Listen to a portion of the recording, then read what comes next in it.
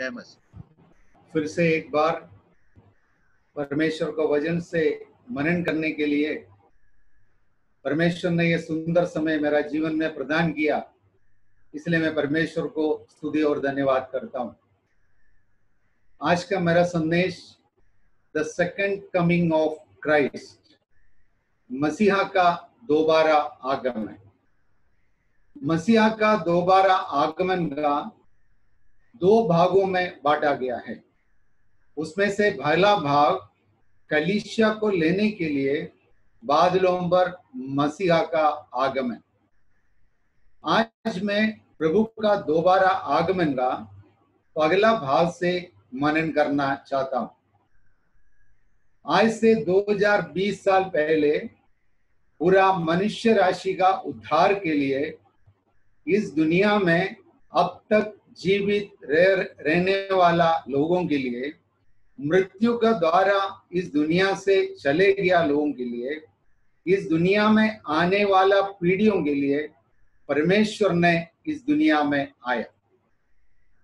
मसीहा इस दुनिया में जन्म होना, 33.5 साल तक इस दुनिया में रहना, कालवरी क्रूस पर मृत्यु होना, मृत्यु का बाद तीसरा दिन जी उठना और स्वर्ग पर उठा लिया जाना, ये सब बात एक इतिहास, ये सब बात एक वास्तविक इतिहास है।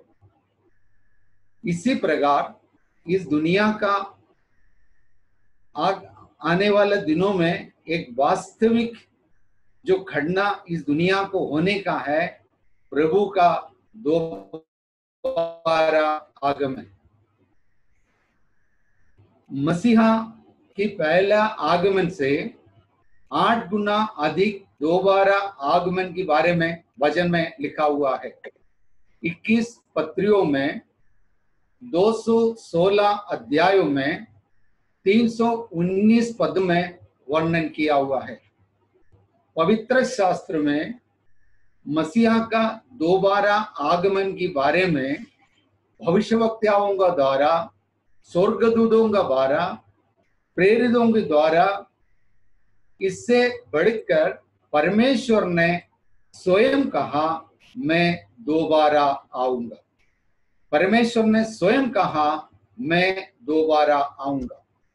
हम पढ़ेंगे यूहन्ना का सुसमाचार, जॉन चैप्टर 14, 1 से लेकर 3 पद तक।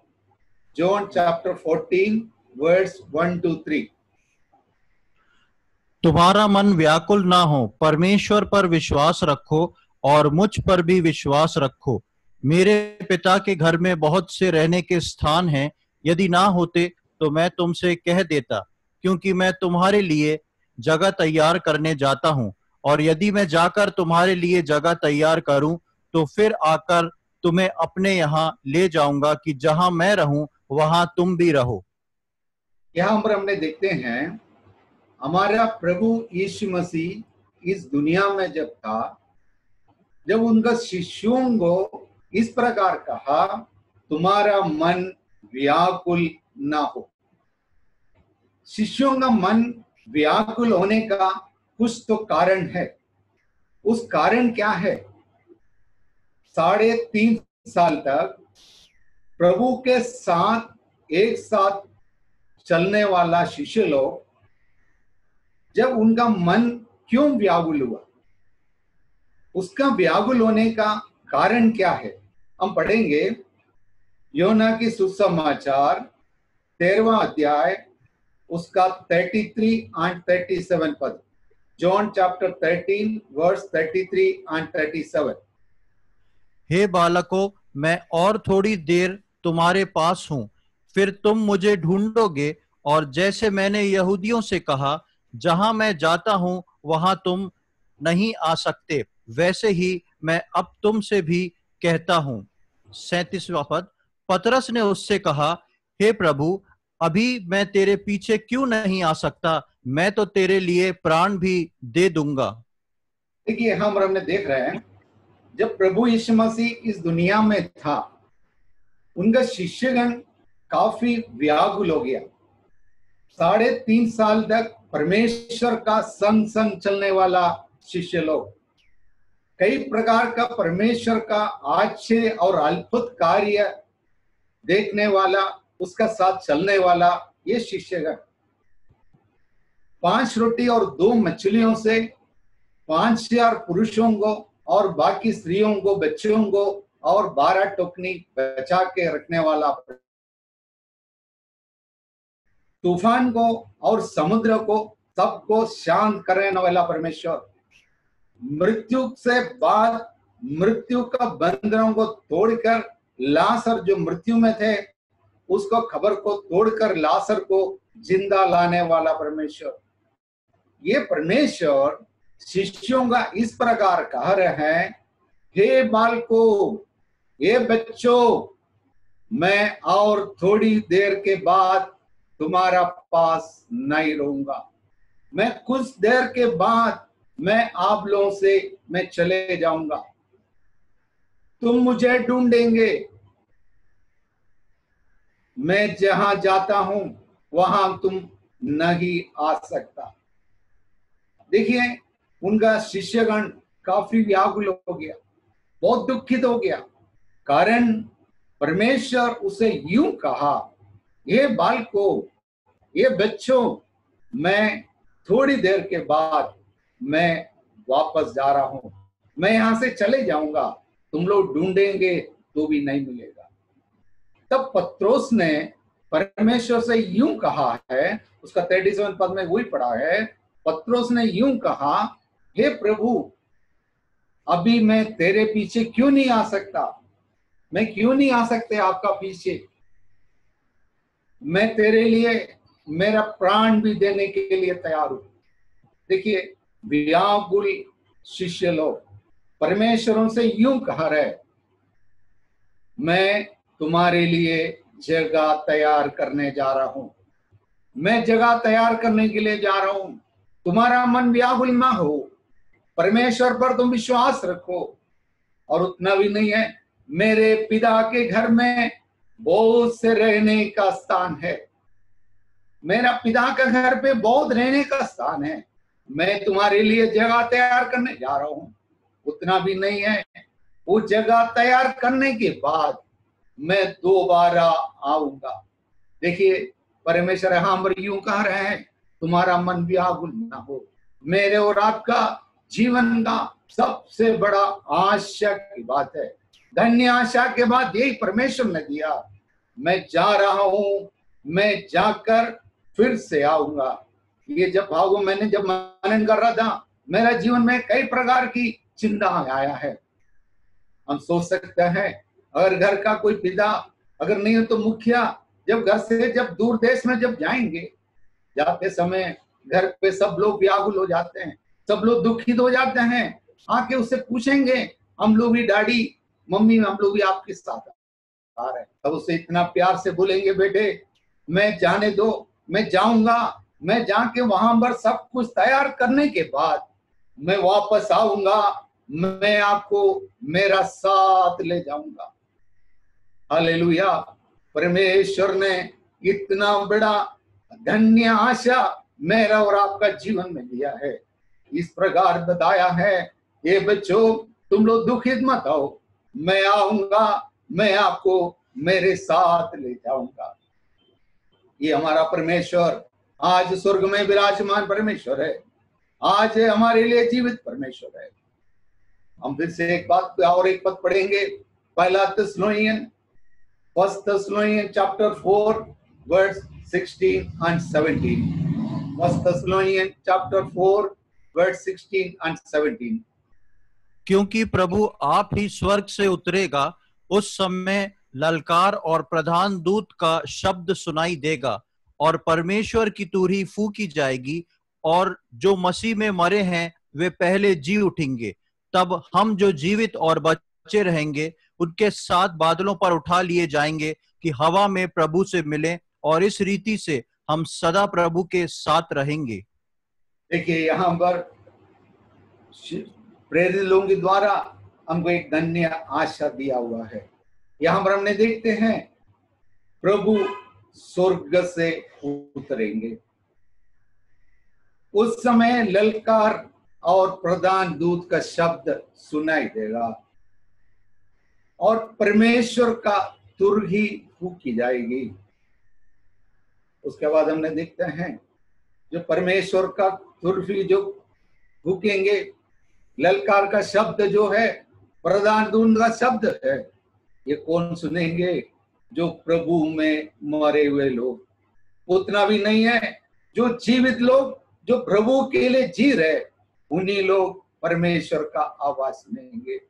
हम गिनतियों की किताब में जब हम वहां पहुंचेंगे, उसका 10वां अध्याय में पहला और दूसरा पद में इस प्रकार लिखा हुआ है, परमेश्वर मूसा से यूं कहा, तुम चांदी का 2 तुर्कियां बनाए जाए, पहला तुर्की फूकी जाए, सारी इस्राएल की मंडली एक साथ इकट्ठा होना है। जब दूसरा तुर्की फूकी जाएगी, जो इकट्ठा हुआ पूरा लोग यहां से प्रस्थान करना है। मेरा भाइयों बहनों, मेरा आवाज सुनने वाला एक एक लोगों से मैं ये बताना चाहता हूं, हमारा परमेश्वर स्वर्ग से तुर्की फूकी जाएगी। मसीह में जो मरे लोग पहले जी उठेंगे। जो मसीह के लिए बाट जोते, पवित्र जीवन बिताकर जीवित रहने वाला प्रभु का लोग एक साथ रूपांतरित होकर बादलों पर उठा लिए जाएंगे। देखिए कितना बड़ा धन्य आशा परमेश्वर ने हमारा जीवन में दिया है। यहाँ पर हमने एक बात बहुत जरूर हमको ध्यान रखना है, जो मसीह में अगर आपको जी उठना हो तो आपको मसीह में मरना पड़ेगा। अगर आप मसीह में नहीं मरेंगे, प्रभु यीशु मसीह का आवाज आप नहीं सुनेंगे। अगर आप मसीह में अगर आपका जीवन नहीं बिताएंगे, प्रभु यीशु बादलों में आएंगे, आप तुरही का शब्द नहीं सुनेगा। यहाँ पर परमेश्वर ने हम सबको इतना बड़ा धन्य आशा है हमारा जीवन में दिया है।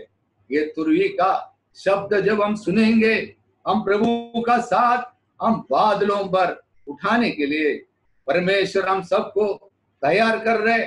इसलिए मैं परमेश्वर को मैं स्तुति और धन्यवाद करता हूं।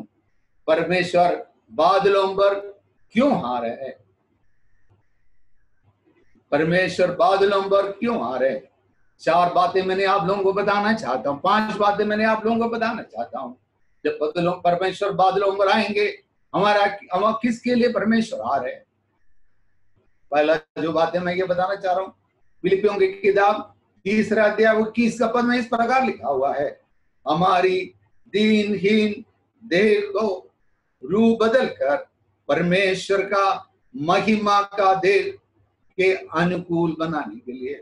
सोच लीजिए, हमारा ये दीनहीन जो देह है, ये रूप को बदलकर परमेश्वर का महिमा का देह का अनुरूप बनाने के लिए परमेश्वर बादलों में आएंगे। आज हम इस दुनिया में अपना जीवन बिता रहे हैं।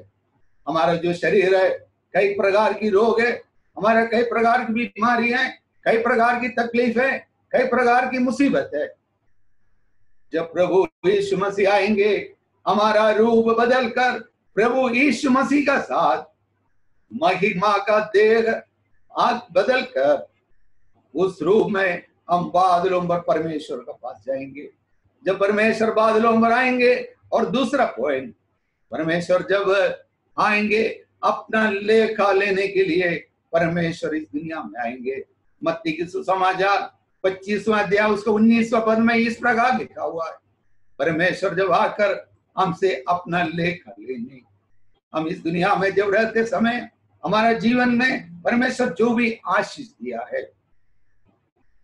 हमारा जीवन का, हमारा हर प्रकार का जो आशीष है, हमारा समय का है, और उसी प्रकार हमारे जीवन में परमेश्वर जितना भी आपके जीवन में आशीष दिया है, उसको आपसे परमेश्वर एक दिन आपसे पूछेंगे, आपने मेरे लिए क्या किया है? वो लेखा लेने के लिए परमेश्वर बादलों पर आएंगे। तीसरा मेरा पॉइंट है, परमेश्वर ने जो तैयार करके रखा हुआ महिमा का मुकुट देने के लिए। पहला पत्रोस 5वां अध्याय उसका 14 पद में इस प्रकार पढ़ा हुआ है, परमेश्वर उनका बच्चों के लिए उनका संतान के लिए एक महिमा का मुकुट तैयार करके रखा हुआ है। जो बादलों पर आएंगे हमको महिमा का मुकुट देंगे। मेरा 14 पॉइंट है, परमेश्वर के लिए जो बाट जोते हैं उनके उद्धार के अनुभव में, जो परमेश्वर के लिए जो तैयार करके इस दुनिया में जीवन बिताने वाला, उनके लिए परमेश्वर बादलों पर आएंगे। उनके लिए हमको तैयार होना है। हम जब परमेश्वर जब आएंगे हम उसके लिए तैयार रहना है। 5वां पॉइंट, हमको प्रतिफल देने के लिए परमेश्वर बादलों पर आएंगे। जब प्रतिफल हमारे लिए, जब परमेश्वर जब बादलों पर आएंगे, जो परमेश्वर हमारे लिए हमारा काम का अनुसार हम सबको प्रतिफल देने के लिए परमेश्वर वो आएगा है।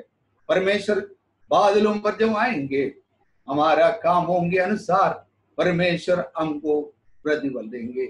हम देख सकते हैं जब हम रेवलेशन की किताब में जब पढ़ेंगे, जो यूहन्ना ने फर्स्ट मोतीस में द्वीप में था, जब परमेश्वर ने यूहन्ना से बात किया, ये यूहन्ना मैं जल्दी आने वाला है, मैं जब जल्दी आएंगे एक एक को मैं प्रतिफल देंगे।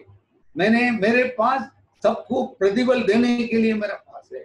जब परमेश्वर जब बादलों पर आएंगे, हमने इस दुनिया में रहते समय हमने जो भी काम किया है, जो परमेश्वर के लिए जो भी उसके लिए जीवन बिताया है, उसके लिए परमेश्वर बादलों पर हमको प्रतिफल देने के लिए आएंगे।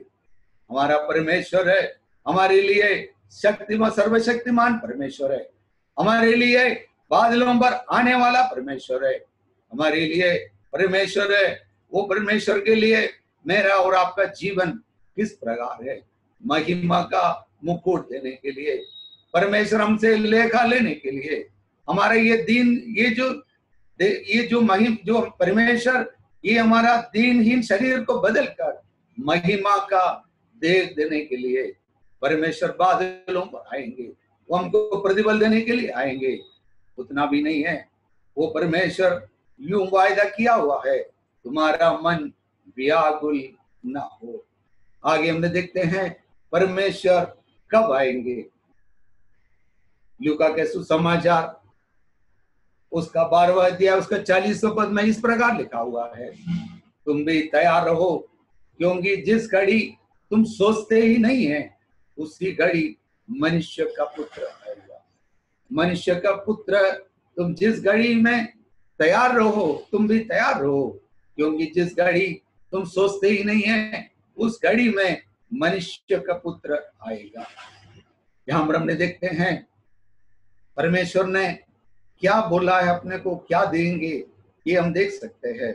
हम पढ़ेंगे लूका के सुसमाचार उसका 17वां अध्याय 34 to 36। Luke chapter 17 verse 34 to 36।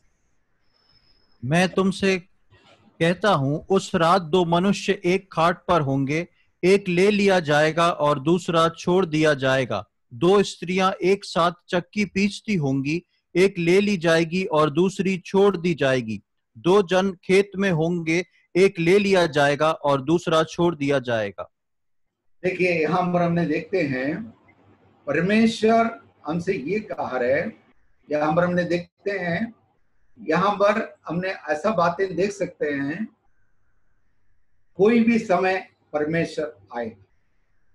परमेश्वर इस दुनिया में आने का समय बहुत निकट है।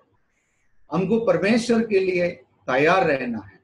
यहाँ पर हमने देखते हैं, मैं तुमसे कहता हूं, उस रात दो मनुष्य एक घाट पर होंगे, एक ले लिया जाए, दूसरे छोड़ दिया जाए। ये जो समय है ये रात्रि काल के समय को बता रहा है।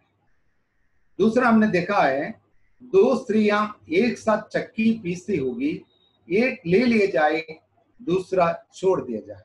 ये जो समय है मॉर्निंग नहीं है तो इवनिंग हो सकता है। तीसरा जो पद हमने देखा है, दो जन खेत में होंगे, एक ले लिया जाए और दूसरा छोड़ दिया जाए।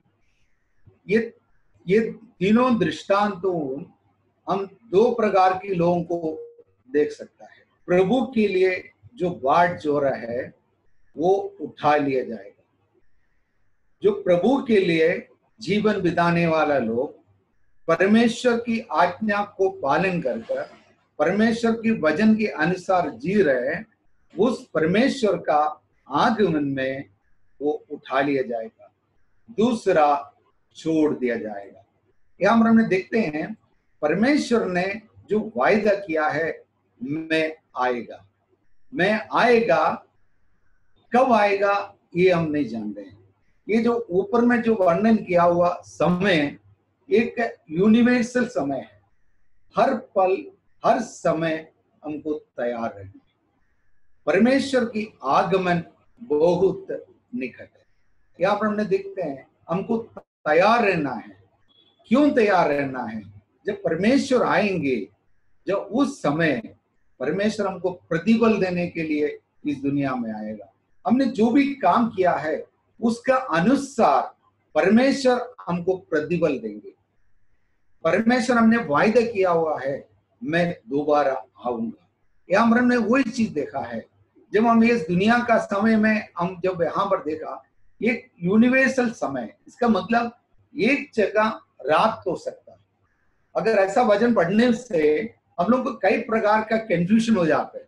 सोचते हैं दो लोग एक साथ सो रहे हैं, एक को ले लिया जाए, दूसरे को छोड़ दिया जाए। उसका कारण क्या है? ऐसा नहीं हो। परमेश्वर जो है, आज अगर हम यहाँ पर जब रात हो सकता है, दूसरा देश में वो दिन हो सकता है।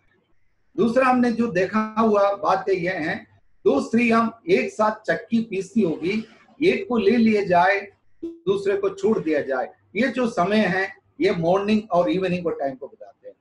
तीसरा जो है, खेत में होंगे, एक खेत में एक को ले लिया जाए, दूसरा छोड़ दिया जाए। ये जो समय है दिन का समय को बताते हैं। जो परमेश्वर के लिए पूरा समय, इस दुनिया का हर समय परमेश्वर के लिए एक ही समय में, जब प्रभु यीशु मसीह इस दुनिया में जब आएंगे, वो बादलों पर जब आएंगे, पूरा दुनिया का पूरा लोगों को एक साथ परमेश्वर के पास परमेश्वर उठा लिए जाएंगे। जो प्रभु की वचन के अनुसार जीवन बिताकर परमेश्वर की योजना के अनुसार आगे बढ़ा होगा, उनको जो संतान को परमेश्वर जब लेने आएंगे, उनके लिए जो तैयार होकर रह रहे उसको परमेश्वर ले लिया जाए। इसलिए यहाँ पर इस प्रकार का एग्जाम्पल हमने देखा है। एक दो रात के बारे में, एक जगह रात के बारे में देखा है, दूसरा जगह में हमने जो देखा हुआ है, जो उन लोग काम कर रहे वो देखा है। तीसरा जो पद में हमने देखा है, जो चक्की पीसते हुए देखा है। तीसरा हमने देखा है खेत का समय। ये जो परमेश्वर का जो समय एक यूनिवर्सल समय होगा। परमेश्वर को हर जगह एक जैसा है। जब परमेश्वर जब बादलों पर आएंगे, परमेश्वर का जो आवाज पर प्रभु में जो मरे हुए लोग वो रूबांधित होकर बादलों पर उठा लिए जाएंगे। एक बात और पढ़कर मैं बंद करना चाहता हूं। परमेश्वर का जो आगमन का देरी क्यों हो रहा है? परमेश्वर अभी तक क्यों नहीं आया है? हम पढ़ेंगे 2 Peter chapter 3 verse 8 and 9. 2 Peter chapter 3 verse 8 and 9. हे प्रियो, ये बात तुमसे छिपी ना रहे। प्रभु के यहाँ एक दिन 1000 वर्ष के बराबर है और 1000 वर्ष एक दिन के बराबर है। प्रभु अपनी प्रतिज्ञा के विषय में देर नहीं करता, जैसा देर कुछ लोग समझते हैं, पर तुम्हारे विषय में धीरज धरता है और नहीं चाहता कि कोई नष्ट हो, वरन यह कि सबको मन फिराव का अवसर मिले। यहाँ पर हमने देखते हैं परमेश्वर के आगमन देरी क्यों हो रहा है। हमें यहाँ पर यही पढ़ा है, ये भाई ये प्रियो, ये रात छिपी ना रहेगा। क्यों? प्रभु का एक दिन 1000 वर्षों का बराबर है। परमेश्वर का एक दिन 1000 वर्ष के बराबर है। 1000 वर्ष एक दिन का बराबर है। दूसरा पद, प्रभु अपनी प्रतिज्ञा का विषय में देर नहीं करता, जैसी देर कुछ लोग समझते हैं। पर तुम्हारा विषय में धीरज रखता और नहीं चाहता कि कोई नष्ट ना हो, वरन कि सबको मन फिराव का अवसर मिले। यहाँ पर हमने देखते हैं हमारा प्रभु यीशु मसीह जो प्रभु यीशु मसीह का आगमन में देरी क्यों हो रहे, कई लोग ये क्वेश्चन पूछते हैं, परमेश्वर की आगमन देर क्यों हो रहा है। यही दूसरा पत्रोस उसका 3 अध्याय में हमने देखते हैं, उसका 3 पद में हम इस प्रकार पढ़ते हैं, कई टट्टा करने वाला इस प्रकार पूछते हैं, आपका परमेश्वर का अभी तक क्यों नहीं आया, अभी तक परमेश्वर क्यों नहीं आया है। कई लोग पूछते हैं परमेश्वर क्यों देरी कर रहे। जो हमने जो पढ़ा था योना के सुसमाचार 13 अध्याय उसका 33 और 33 और 37 पद में हमने इस प्रकार पढ़ा था, तो पत्रोस ने परमेश्वर से पूछा था, मैं आपका साथ क्यों नहीं आ सकता है। एक बच्चा अपना पिता से पूछते वैसे पत्रोस ने परमेश्वर से पूछा था, मैं आपके साथ क्यों नहीं आ सकता है। तो परमेश्वर ने उसको, जब बहुत व्याकुल रहा था, बहुत दुखी हो रहा था, तो परमेश्वर ने उसे यूं कहा, तुम्हारा मन व्याकुल ना हो, प्रभु यीशु मसीह पर आप विश्वास करो, मुझ पर भी विश्वास करो, मेरा पिता के पास रहने का कई स्थान है, मैं आप लोगों के लिए जगह तैयार करने जा रहा हूं। मैं जगह तैयार करने के बाद मैं जिस जगह पर बैठूंगा उस जगह पर आपको बैठाने के लिए मैं दोबारा आऊंगा है। जब हमने देखते हैं उसका शिष्य लोग बहुत व्याकुल रहा, उनका मन में बहुत बड़ा आशा था, प्रभु यीशु मसीह हमारा इस काल में इस समय में लेने के लिए वापस आएंगे। हमने जो शुरू में देखा था, परमेश्वर के साथ साथ चलने वाला उनका शिष्य लोग, कई प्रकार की आशीष पाया हुआ शिष्य लोग, परमेश्वर के लिए बहुत कुछ किया हुआ पर जो उनका शिष्य लोग, तो परमेश्वर जब जा रहे बोला था, उन लोग काफी व्याकुल हो गया था, काफी निराशा हो गया था, बहुत ज्यादा दुखित हो गया था। उसने जब उन लोग वो परमेश्वर ने यूं कहा, तुम्हारा मन को व्याकुल होने की कोई जरूरत नहीं है, मैं जा रहा हूं, मैं जल्दी आऊंगा। उन लोग ये सोचा था उनका समय में परमेश्वर आएगा, परंतु जब पत्रोस ने जब उनका आखिरी समय में परमेश्वर पत्रोस से बातें किया है, ये पत्रोस तुम क्यों व्याकुल हो रहे हैं, परमेश्वर का प्लानिंग को तुम नहीं जान रहे क्या। परमेश्वर को एक दिन 1000 दिन का बराबर है, उतना भी नहीं है। जो एक दिन 1000 दिन का बराबर है, 1000 दिन एक दिन का बराबर। देखिए यहाँ पर हमने वही देखता है, परमेश्वर का जो दिन है, जो एक दिन 1000 दिन का बराबर, 1000 दिन एक दिन का बराबर है। ये सब बातें पत्रोस से परमेश्वर सिखाया है, पत्रोस को परमेश्वर ने बताया है। पत्रोस से यूं कहा, हे पत्रोस मैं आने वाला हूं, तुम उसको दुखी होने की जरूरत नहीं है। तो परमेश्वर ने पत्रोस को सिखाया है, समझाया, वही बात है हमको पत्रोस ने बताया है। परमेश्वर का एक दिन 1000 दिन का बराबर है, एक वर्ष है परमेश्वर का एक दिन 1000 वर्ष के बराबर है, 1000 वर्ष है एक दिन का बराबर है। परमेश्वर जल्दी आने वाला है। परमेश्वर का योजना, जब हमको यहाँ पर 2 बातें हम देख सकते हैं, परमेश्वर उसको आने में देरी क्यों करते हैं। आज मेरा आवाज सुनने वाला हर एक भाई बहनों को मैं ये बताना चाहता हूँ, परमेश्वर अपना आगमन की देरी क्यों करते हैं। इसका 2 बातें मैं आप लोगों को बताना चाहता हूँ। परमेश्वर और हमारा जो समय का अंतर है, हम जो सोचते हैं, हमारा जो सोच बहुत छोटा सा सोच है, परमेश्वर और हमारा समय का जो अंतर है। हालेलुया। हम देखते हैं परमेश्वर का जो प्रेम के बारे में हमने जब पठन करने से, आकाश और पृथ्वी का बीच में जितना दूर है उतना दूर है। हमारा जो सोच है, मनुष्य का जो सोच है, बहुत छोटा सा सोच है। हम देखते हैं परमेश्वर और हमारा बीच का जो समय के अंदर है।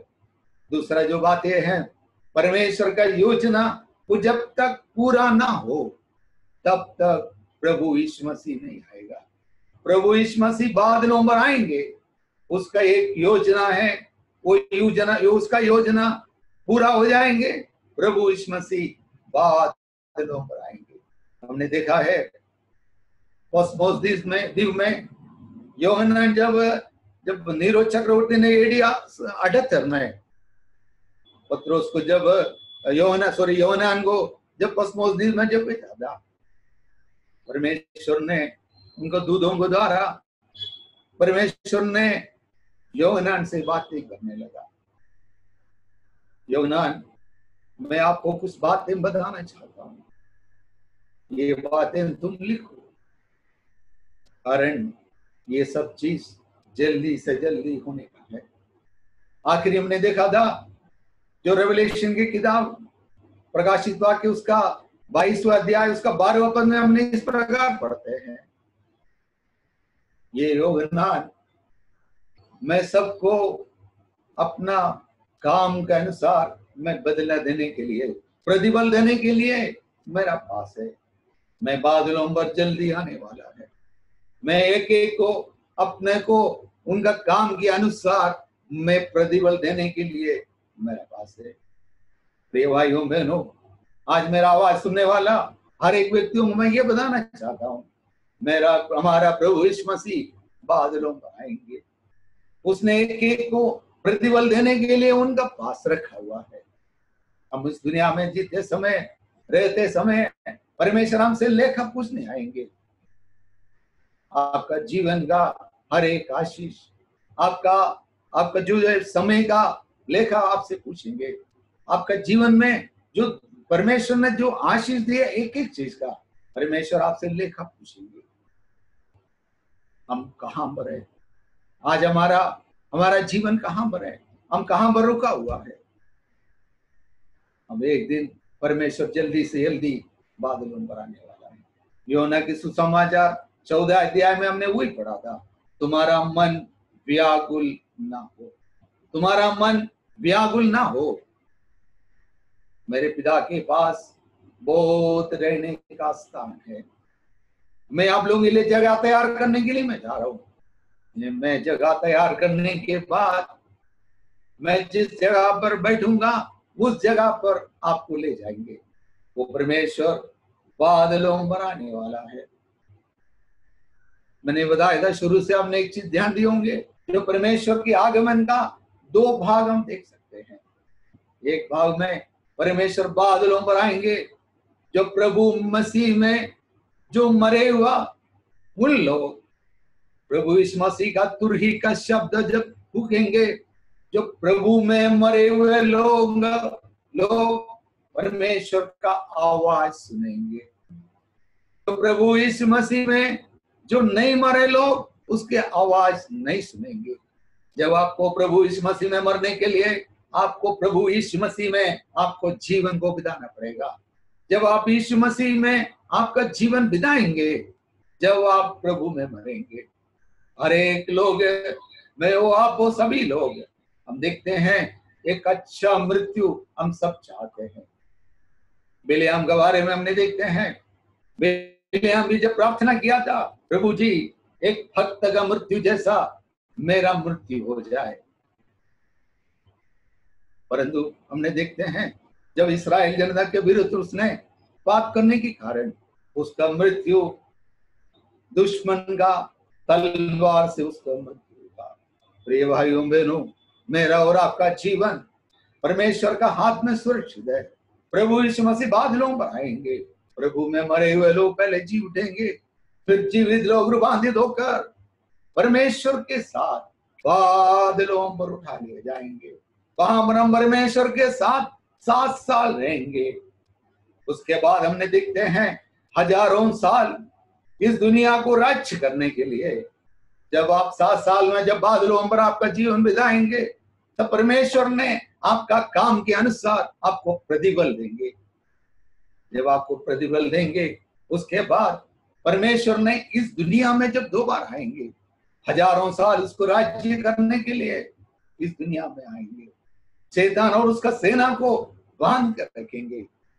उस टाइम रेवलेशन प्रकाशित वाक्य अध्याय, उसका पहला अध्याय 7वें पद में हमने देखते हैं, अरे का उस प्रभु को देखेंगे।